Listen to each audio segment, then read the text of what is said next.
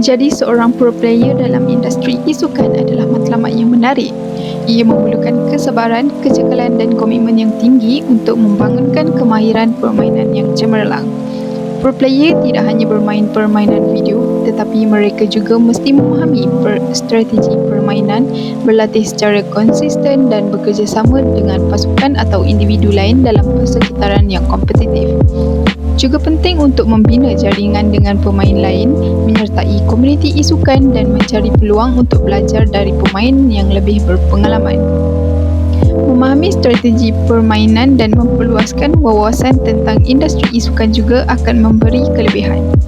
Semestinya, menjadi pro player bukanlah perjalanan yang mudah. Ia memerlukan dedikasi, latihan yang berterusan dan ketekunan.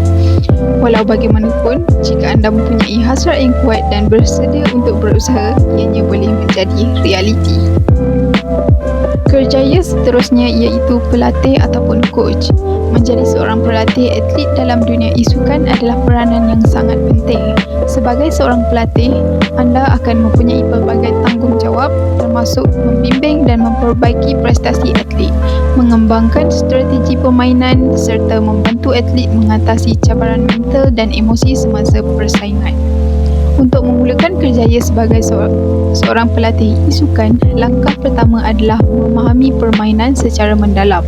Anda perlu memiliki pengetahuan yang luas tentang mekanisme permainan, strategi, taktik dan aspek teknikal yang lain yang berkait dengan permainan yang anda ingin latih. Selain itu, kebolehan komunikasi dan kemahiran interpersonal yang baik adalah penting sebagai seorang pelatih. Anda perlu berkomunikasi dengan atlet untuk membantu mereka memahami cadangan, kritikan dan strategi yang ingin disampaikan. Mengenali kekuatan dan kelemahan atlet, menyediakan sokongan emosional dan motivasi merupakan aspek penting dalam peranan sebagai seorang pelatih. Menjadi seorang pelatih e-sukan memerlukan kesabaran, komitmen dan kecekalan. Walau bagaimanapun, pengalaman yang diperoleh dan kesan positif yang anda boleh berikan kepada atlet boleh menjadi amat memuaskan.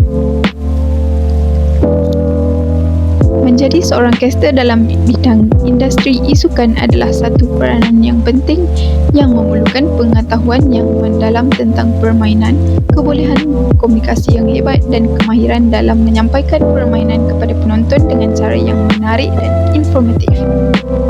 Kemahiran komunikasi yang baik sangat penting.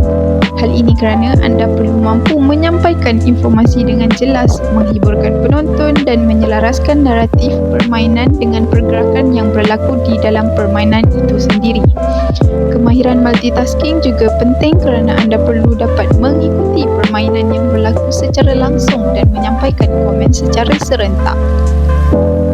Amat penting juga untuk sentiasa terus belajar dan memperbaharui pengetahuan anda tentang permainan, trend terkini serta cara terbaik untuk menghibur dan menyampaikan maklumat kepada penonton. Menjadi caster e-sukan adalah perjalanan yang menarik dan memerlukan komitmen yang tinggi. Namun, pengalaman memberi keseronokan yang luar biasa apabila anda dapat menyampaikan permainan dengan baik kepada penonton menjadi sebahagian daripada komuniti e-sukan yang berkembang pesat.